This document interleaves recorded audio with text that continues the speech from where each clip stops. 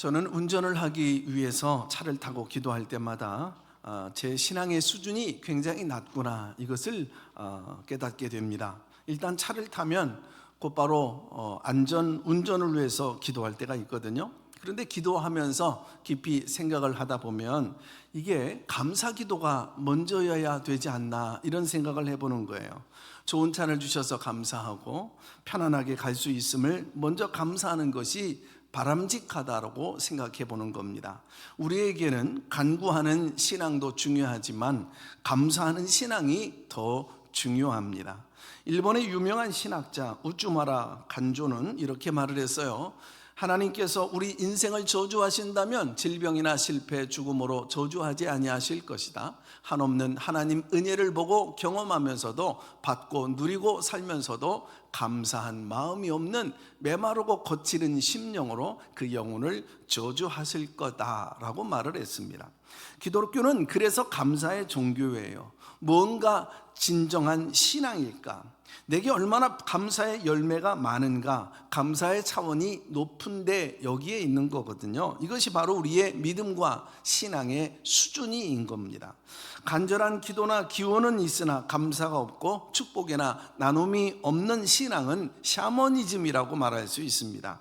누군가가 말하죠. 노래는 불리워질 때까지 노래가 아니며, 노래가 종은 울릴 때까지 종이 아닌 게며, 사랑은 표현되어질 때까지 사랑이 아니고, 축복은 감사할 때까지 진정한 축복이 아니다라고 얘기했습니다.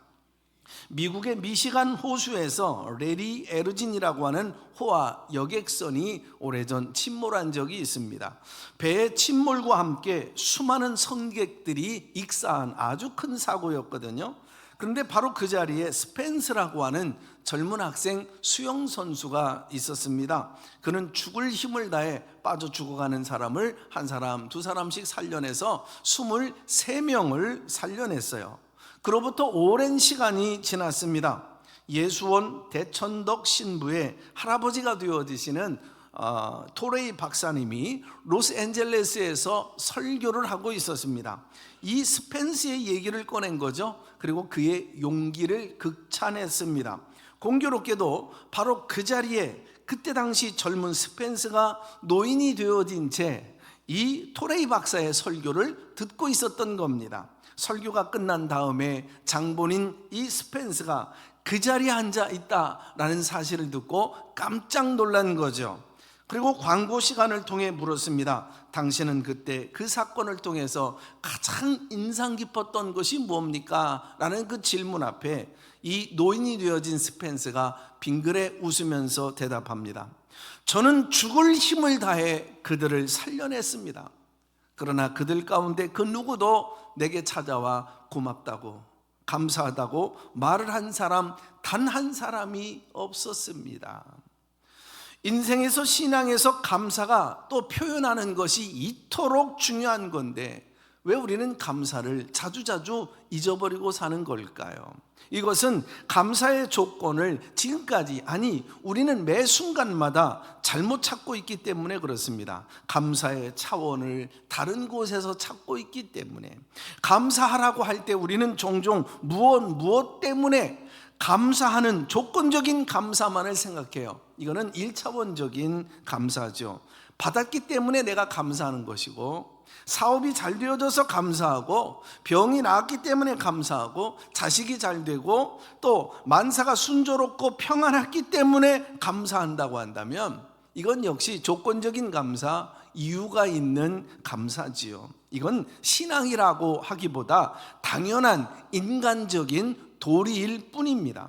오늘 이 시대 아픈 비극은 뭐냐면 당연한 감사조차도 하지 않는다라는 이곳에 있습니다. 은혜 받기를 원하십니까? 영광스러운 하늘의 보화를 원하십니까? 그러면 감사하셔야 됩니다. 무엇 때문에 감사하라고 한다고 한다면 틀림없이 우리는 그 무엇 때문에 불평하고 원망하게 되어집니다. 이것이 상대적인 감사의 위험이 여기에 있어요. 사람 때문에, 사람 보고 감사하는 사람은 사람 앞에 실망하게 되어져 있어요. 있다고 감사하는 사람, 없다고 생각되어질 때, 잃어버릴 때 불평합니다. 병 나았을 때만 감사하는 사람, 병 들면 또 불평하시겠습니까? 사업 잘 되었다고 감사하는 사람, 조금만 어려움이 있으면 주저앉아 버리고 낙심하고 좌절하고 원망하시겠습니까? 때문에 우리의 감사는 차원 높은 무조건적인 절대적 감사, 성숙한 감사를 하나님 앞에나 우리 삶 속에 드릴 수 있어야 합니다. 본문의 주인공 다니엘은 여러분이 잘 알다시피 참 신앙이 좋아요. 그 신앙은 결국 감사 생활이었어요. 다니엘은 당시 최강의 나라 바벨론에 포로로 끌려갔던 사람 중에 젊은이 한 사람이었습니다. 다른 젊은이들은 원망해요, 불평해요, 좌절해요, 가슴 찢어가며 그리고 고국을 그리워하며 삽니다. 그러나 다니엘은 그 시대에 꿈을 꾸어요. 믿음으로 하루하루를 살아가요. 지혜와 총명이 넘쳐요. 그래서 관리로 등용되어져요. 진실하게 나라를 섬깁니다. 이웃을 섬겨요. 점점점 높아져서 그 나라의 총리까지 올라가요. 다리오 임금은 넓은 영토를 다스리기 위해 120여 명의 방백을 두었고 또 그들을 다스리는 3명의 총리의 자리까지 올라가요. 그런데 바벨론 청년들은 높은 자리에 올려놓았다 하면 걸핏하면 사치하고 방종했거든요. 그리고 부정과 부패를 일삼았어요. 그런데 다니엘은 깨끗한 사람이에요. 그래서 임금은 총리들 중에 가장 높여 온 나라를 다스리게 해야겠다라고 선포하려고 하는 시점입니다. 다른 방백들이 다니엘은 시기하고 질투하고 모함합니다. 그래서 다니엘의 허물을 찾기 위해 안간힘을 써요. 그래서 여러 가지로 다 조사해 나가는 상황인데 다니엘은 흠이 없고 완벽한 인격을 가지고 있었어요. 그러나 그가 예수 믿는 사람, 하나님의 사람이었더라. 그는 기도하는 사람이었거든요. 그래서 방백들이 꾀를 냅니다. 임금을 찾아갑니다. 임금님, 앞으로 우리에게 임금님에 대한 충성심의 군기를 세우기 위해, 질서를 세우기 위해 앞으로 30일 동안 이 나라 안에 모든 관리인이든 아니면 백성이든 간에 임금님 외에 그 누구에게든지 절하든지 기도를 하면 사자굴 속에 집어넣기로 하시죠. 이것이 임금님을 향한 충성이라 여겨져서 어인에 딱 찍어버리고 맙니다. 다니엘은 누구보다도 왜 왕이 이런 조서를 갑자기 내렸는지를 잘 알고 있습니다. 또한 자기를 모함하고 자기를 미워하는 사람들이 자기를 잡아 죽이기 위해 지금 모략을 꾸미고 있구나, 이 다니엘은 잘 알고 있어요. 그리고 자신이 이 순간 기도하게 되면 왕의 금령을 어긴 죄로 사자굴 속에 던짐을 당한다는 사실도 다니엘이 너무나 잘 알고 있었습니다. 다니엘서 6장 10절 오늘 본문에 그런데도 개의치 않고 다니엘은 평소에 하던 대로 하루에 3번씩 창문을 열고 예루살렘을 향해 무릎을 꿇어 기도합니다. 묻습니다. 만약에 그 상황 속에 여러분이 다니엘이었다고 한다면 여러분은 어떻게 반응하시겠습니까? 하나님 앞에 어떤 내용으로 기도하시겠습니까? 하나님, 한 달 동안입니다. 한 달 동안만 좀 기도를 쉴게요. 눈 감아 주세요. 내가 하나님을 얼마나 사랑하시는지 제 마음 알지요? 왕이 나를 신임하여 국무총리 제2인자, 정말 나를 신임해서 세운 자리 아닙니까? 제가 한번 정말 좀 이렇게 엄청나게 정말 회복될 수 있는 놀라운 기회 아닙니까? 이 일로 인하여 인간적으로 왕을 배신할 수가 없어요. 하나님, 한 달만 눈을 좀 감아주세요. 내가 하나님을 믿지 않는 것도 아니고 섬기지 않겠다고 말한 것도 아닌데 하나님 신뢰해요. 제 마음은 하나님을 향하여 변함이 없어요. 혹시 이런 마음입니까? 아니면 창문을 이중으로 닫고 커튼을 치고 이불 속에서 아무도 모르게 기도할 수도 있잖아요. 그런데 다니엘은 달랐어요. 자기를 모략하고 죽이려고 하는 계획을 알면서도 지금과 누군가가 자기의 기도하는 모습을 지켜 감시하고 있는 상황임을 알면서도 지금까지 해오던 대로 하나님 앞에 무릎 꿇고 목숨 걸고 기도하잖아요. 기도 내용인즉 원수를 갚아달라 기도가 아닙니다. 그들의 계획이 수포로 돌아가게 달라? 아닙니다. 절박한 죽음의 상황 속에서도 하나님께 감사의 기도를 드리고 있어요. 억울한 모함을 받고도 죽을 줄 뻔히 알면서도 자기 운명이 자칫 잘못하면 정말 사자굴 속에 들어가 정말 짐승의 밥이 될 수 있는 비참한 상황이 된다는 사실을 알면서도 다니엘은 하나님 앞에 엎드려 기도하며 감사합니다. 이것이 절대 신앙인이고 성숙한 감사 아닐까요? 있다 없다의 문제가 아닌 것 같아요. 성공했느냐 실패했느냐의 문제가 아닌 것 같아요. 생사의 문제가 아닙니다. 환경과 조건을 초월한 절대적인 감사, 신령한 감사였던 겁니다. 이 감사는 잃어버린 것을 슬퍼하는 세상 사람들과는 달랐어요. 내게 있는 것, 소중한 것 다 내 곁을 떠나간다 할지라도 영원히 내게 있는 진리, 복음, 예수, 성령 때문에, 하나님의 사람이기 때문에 울며 감사할 수 있는 사람이었던 것입니다. 영국의 유명한 맨투엘리 목사님이 으슥한 길을 걸어가다가 강도를 만났습니다. 얼마나 강도에게 초죽음을 할 만큼 맞았던지 아주 피투성이가 되고 상처투성이가 되고 의식이 없을 만큼 두들겨 맞았어요. 겨우 정신을 차리고 엉금엉금 집으로 돌아옵니다.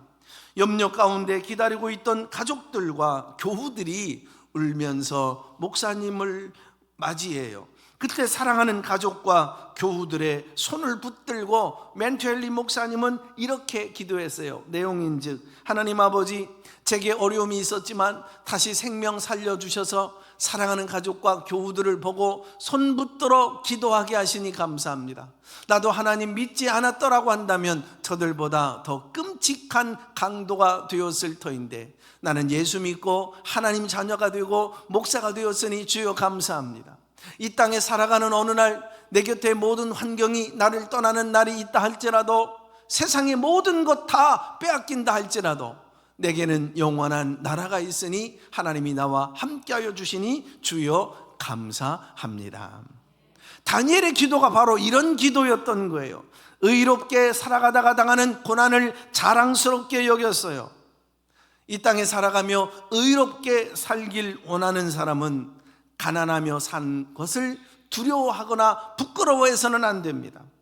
진리를 따라 살길 원하는 사람은 이 땅에서 고통받는 걸 두려워하지 말아야 합니다. 그래서 다니엘은요, 감사할 수 있었던 겁니다. 자기를 향한 음모를 퇴치할 만한 힘이나 대책이 전혀 없었어요. 그러나 한 가지 분명한 사실을 알고 있었어요. 너희들이 아무리 역사를 마음대로 좌지우지 움직이는 줄 알지만 역사는 하나님의 손에 달려있다. 역사의 흥망성쇠는 오직 전능하신 하나님의 손에 달려있느니라. 너희들이 생사화복을 주장하고 있는 것 같지만 그분이 하나님이시다. 너희들이 알고지는 못하지만 그분은 나의 아버지가 되신다. 그 하나님이 나와 함께하여 주신다면 내가 살든지 죽든지 성공하든지 실패하든지 모함당해 억울한 일 당하든지 사자굴 속에 던짐을 당하든지 나는 우리 아버지가 함께하여 주시니 나는 두려워하지 않는다. 감사할 뿐이다. 오늘 여러분 안에 있는 환난의 사자의 입은 뭡니까? 여러분에게 던져진 사자굴은 뭡니까? 하박국 3장 18절에 보면 하박국 선지자는 노래했어요. 여기 내용을 보면은 없다라고 하는 게 6가지가 나와요. 필수적인 거예요. 의식주 문제, 직장과 사업의 문제예요. 그리고 최소한의 희망과 꿈이에요. 하나님께 예배 드릴 수 있는 양 한 마리 돈 10,000원 하나 없는 그런 최악의 상황이에요. 먹을 것 없고 입을 것 마실 것 의식주 문제 다 막막하게 막혀있다 할지라도 그럼에도 불구하고 나는 하나님으로 인하여 감사하겠다는 겁니다. 사업이 흔들리고 일터에 어려움이 찾아와도 나는 하나님으로 인하여 감사하겠다는 겁니다. 하나님 앞에 끌고 나가 예배 드릴 수 있는 양 한 마리가 내게 없어도 나는 하나님으로 인하여 감사하겠다는 고백인 것입니다. 예배에 나와서 예배가 때로는 은혜가 되질 않고 교회의 시험의 한복판 중심에 내가 서 있다 할지라도, 주님의 말씀을 전하는 목사의 설교가 오늘도 죽을 쓰고 있다고 할지라도, 하나님이 예배 가운데 함께 하신다면, 찬양 가운데 함께 하신다면, 기도 가운데 함께 하여 주신다면 나는 내 교회로 인하여 감사하겠습니다. 정치 현실이 암담하고 경제가 회복되어지지 아니하고 한반도의 평화가 위기와 위험 속에 있다고 할지라도 전능하신 하나님이 나와 함께하여 주신다면 나는 감사하며 살겠습니다. 나는 하나님으로 인하여 감사하며 살겠습니다. 성숙한 감사 아닐까요? 바울과 실라가 복음을 전하다가 감옥에 끌려가 죽도록 매를 맞았어요. 손과 발에 착고가 채워졌어요. 살이 찢겨지고 여러분 그 속에 피가 막 터져 나오는 정말 고통스러워 밤잠을 이룰 수 없었어요. 하나님, 복음을 전하는 사람을 이렇게 두들겨 패면 어떻게 복음을 전합니까? 하나님의 일을 하는 사람 감옥에 가두면 어떻게 하라고 하는 말씀이십니까? 불평할 수 있죠. 원망할 수 있죠.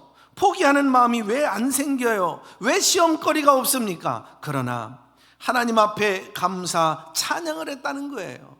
인생의 막다른 험악한 그 고난의 한밤중이라도 하나님 앞에 찬양을 드리잖아요. 신라가 밤잠 이루지 못하고 이리저리 뒤척거려요. 이 목에 아파서 끙끙거리지 말고 우리 일어나서 함께 찬양하세. 신라를 깨워요. 신라가 눈을 뜨면서, 아니 선생님, 신라의 달밤도 아닌데 왜 신라를 자꾸 깨우십니까? 인생의 어두운 밤중에도 그들 두 사람은 손잡고 찬양을 합니다. 욥기 1장 2장에 보면 욥이 일시에 그 많던 재산 다 잃어버리고 소중한 사랑하는 10명의 자녀들 한날 한시에 갑작스러운 사고로 모조리 죽어 없어집니다. 욥은 나병 같은 악창에 걸려서 너무 가려워 잿더미에 앉아서 기와짝으로 긁어가는데 온몸이 찢어지고 피가 여러분 터져 나오고 고생하는 인간의 최악의 재난에 시달리는 참상이 보이잖아요. 아내마저도 차라리 하나님을 욕하고 죽으라고 저주합니다. 믿고 따랐던 친구들은, 야, 네가 지은 죄가 있으니 하나님이 벌을 내려 너 저주받고 있는 게 아니냐고 가슴에 못을 박고 아픈 가슴에 상처를 냅니다.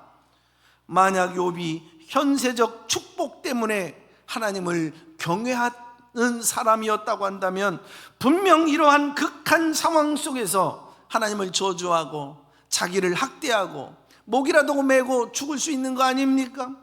그러나 욥은 이런 고난 중에도 욥기 1장 21절에 하나님께 감사하고 찬양하기로 결단하잖아요.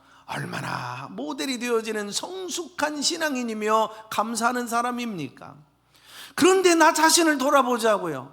우리는 왜 불평하고 자주 적은 것 때문에 불만이 쏟아져 나오는 걸까요?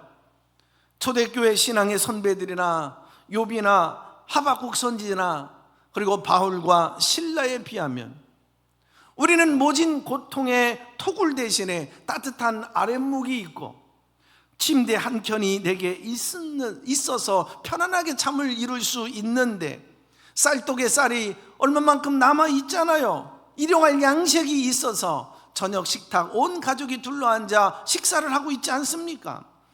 화려한 비단 옷까지 능나 주단이 내게 없다고 할지라도 깨끗하게 빨면 여러분 입을 수 있는 옷이 내게 아직도 많이 남아있지 않습니까?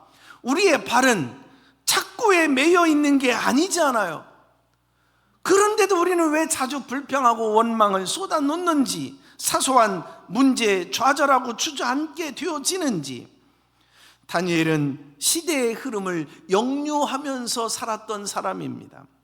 세상 모든 사람이 두려워 떨고 있어야 될, 모든 사람들이 울고 있어야 될 그 시간에 하나님과 영광스러운 교제를 하며 기도를 했던 사람이잖아요. 고난의 현장 한복판에 서서 흔들리지 아니한 신앙의 성숙한 감사를 보여줬던 사람입니다. 고난의 길을 다 피하고 주님을 따를 수 있다 생각하십니까? 주님 때문에 받고 얻고 누렸던 분복만 가지고 천국에 가서 칭찬과 상 받으실 수 있을 거라 생각되어지십니까? 십자가의 길을 다 버리고 하늘 면류관 쓸 수 있으십니까? 이 세상에 좋은 것들만 감사하다가 하나님의 자녀라 일컬음을 얻으실 수 있으실까요? 먼저 감사와 사랑을 배우십시오. 기적이 일어나는 것은 사랑이요 감사입니다. 본문을 주목해야 될 사실은 다니엘서 6장 22절에 감사 기도를 드렸을 때 어떤 일이 일어났느냐, 다니엘은 하나님 앞에 기도했다라고 하는 그 이유로 사자굴 속에 들어갔는데 하나님은 미리 천사를 보내주셔서 그 굶주린 사자의 입을 막아주신 겁니다. 지금 나를 움켜쥐고 있는 사자굴의 상황이 뭡니까? 으르렁거리며 이빨을 드러내는 나를 금방이라도 삼킬 듯 찾아온 환란의 사자의 이빨이 도대체 뭡니까? 서커스를 보니까요, 한낱 인간 조련사도 사자를 잘 훈련시켜 갖고 공 가지고 놀기도 하고 불 가운데 뛰어넘기도 하고 같이 놀더라고요. 인간 조련사 하나가 사자를 조절할 수 있다고 한다면 사자를 만드신 온 우주의 주인 되신 그 하나님께서 사자의 입을 막지 못하시겠습니까? 기적을 일으키질 못하시겠습니까? 얼마든지 나를 사자굴에서 건져주실 줄로 믿습니다.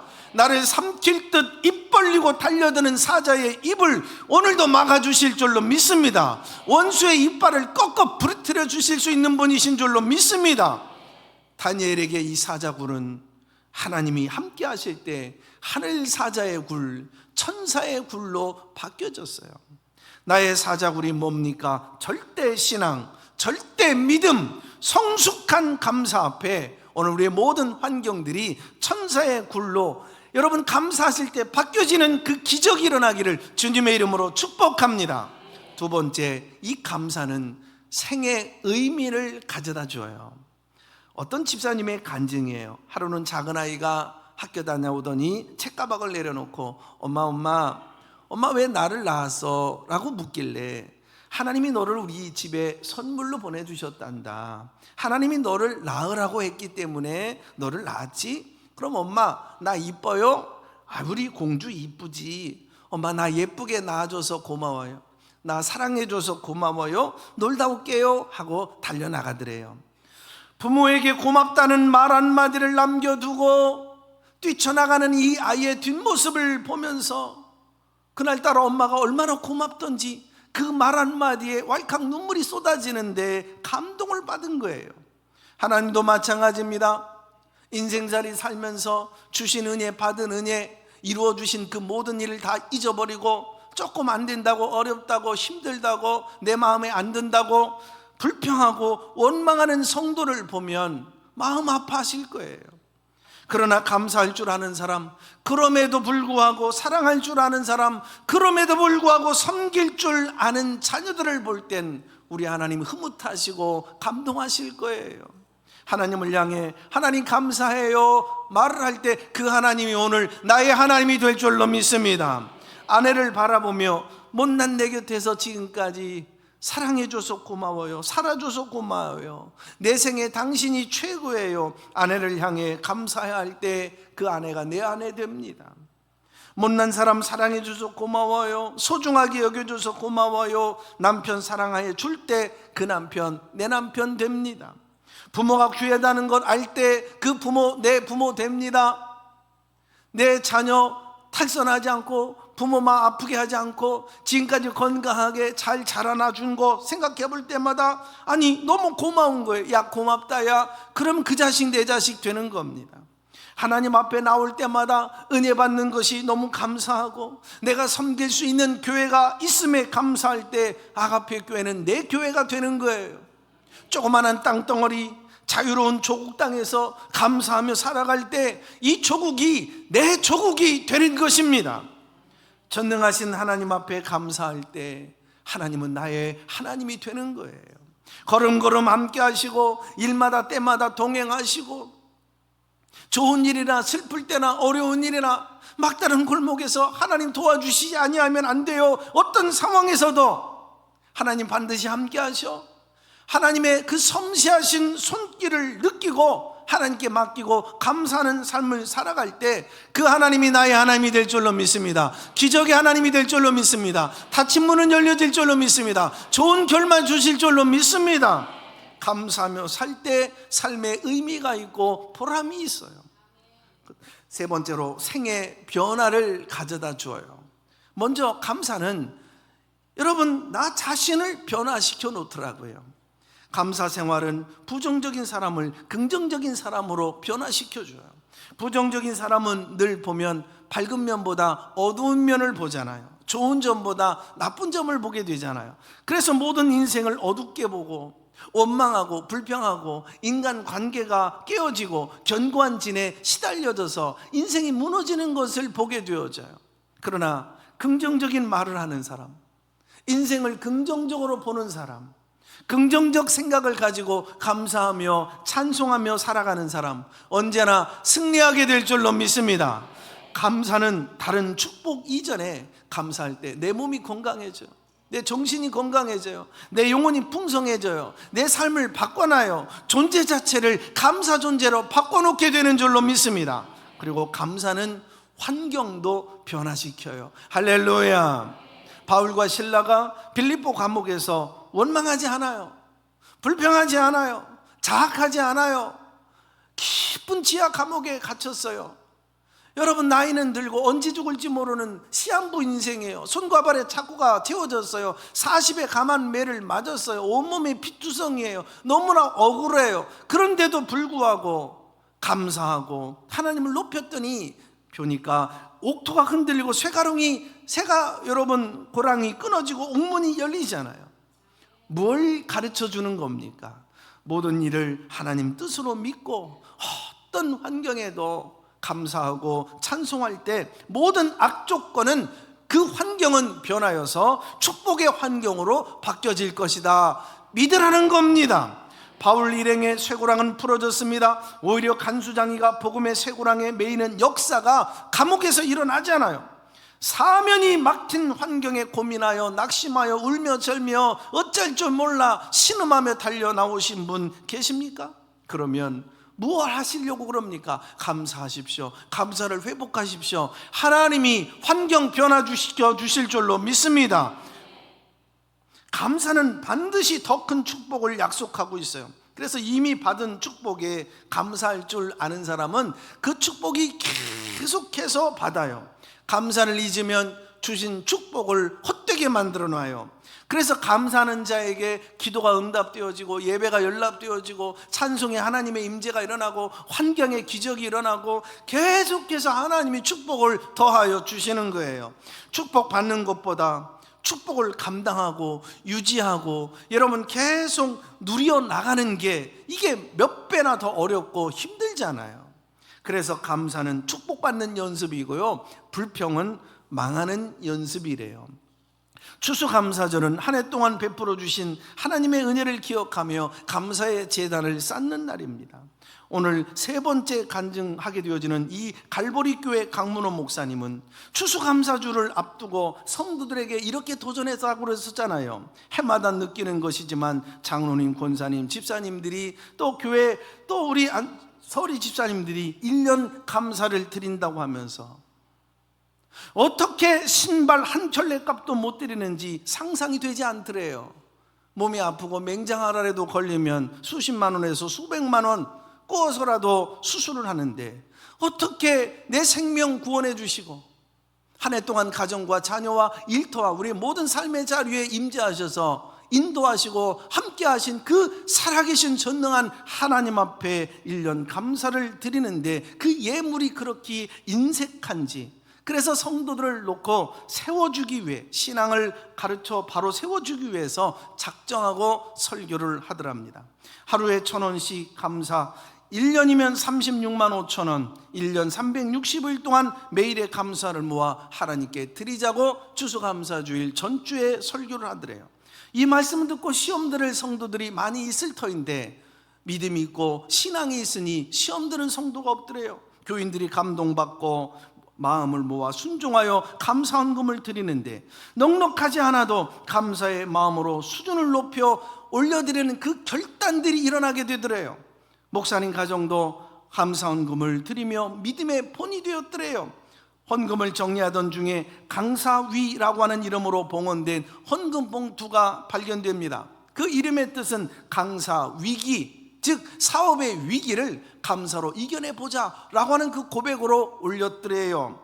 감사로 위기를 넘기겠다는 그 고백, 하나님께서 기쁘게 받으시더래요. 얼마 지나지 않아 그 가정은 회복과 기적의 은혜를 체험하는데, 수년이 지난 지금도 이 전통은 이어져가며 가정마다 하나님 앞에 1년의 감사를 드릴 때마다 어쩌면 그렇게 놀라운 은혜를 주시고 하나님 회복을 주시고 기적의 축복을 열어 주시는지 간증이 지금도 쏟아져 나오고 있습니다.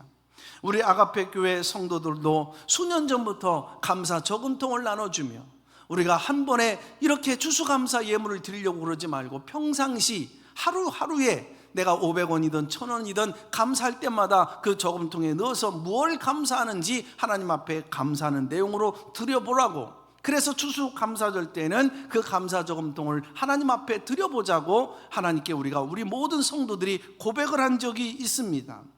감사는 놀라운 능력이 있는 줄로 믿습니다. 감사는 문제를 축복의 통로로 해결시켜주는 줄로 믿습니다. 하나님 감사하는 사람을 기뻐하시고 감사 위에 더 큰 은혜를 주시는 하나님이신 줄로 믿습니다. 크든 작든 돈 문제로 시험 들지 마십시오. 돈이 아니라 신앙 얘기죠. 입술로 감사하지 말고 하나의 감사, 1년 감사 믿음으로 드려보십시오. 추수감사절, 하나님이 그 어느 때보다도 베푸신 은혜를 기억하게 하고 뿐만 아니라 또 다른 은혜를 매듭짓고 다음 복을 누리는 복된 추수감사일이 되도록 우리의 삶을 인도해 주실 줄로 믿습니다. 이 어려운 시대 우리 아가페 가족들 감사함으로 이겨내고 극복하는 성숙한 신앙으로 세워지기를 주님의 이름으로 축복합니다. 하나님 아버지, 고맙고 감사합니다. 오늘 추수감사주의를 맞이하여 주신 은혜 잊어버리고 감사 못하고 불평하고 원망하며 살아왔던 것 용서하여 주시옵소서. 이제는 내가 범사에 감사할 수 있는 믿음 주시고 어떤 여건과 환경 속에서도 감사하며 살아갈 수 있도록 내게 믿음을 더하여 주시옵소서. 감사가 나의 습관 되기를 원합니다. 내 남편을 위하여서도 감사하고 내 자녀 위해서도 감사하고 베풀어 주실 축복에 대해서도 하나님께 감사할 수 있도록 은혜를 베풀어 주시옵소서. 감사하며 살겠사오니 주변 환경을 변화시켜 주시옵소서. 감사하며 살겠사오니 회복의 역사가 일어나게 하여 주옵소서. 감사하며 살겠사오니 우리 인생을 책임져 주시고 자녀들을 축복하여 주시옵소서. 기업과 가정을 복을 허락하여 주시옵소서. 나의 힘이 되신 여호와여, 하나님을 사랑하고 감사하며 예수님의 이름으로 기도합니다. 아멘.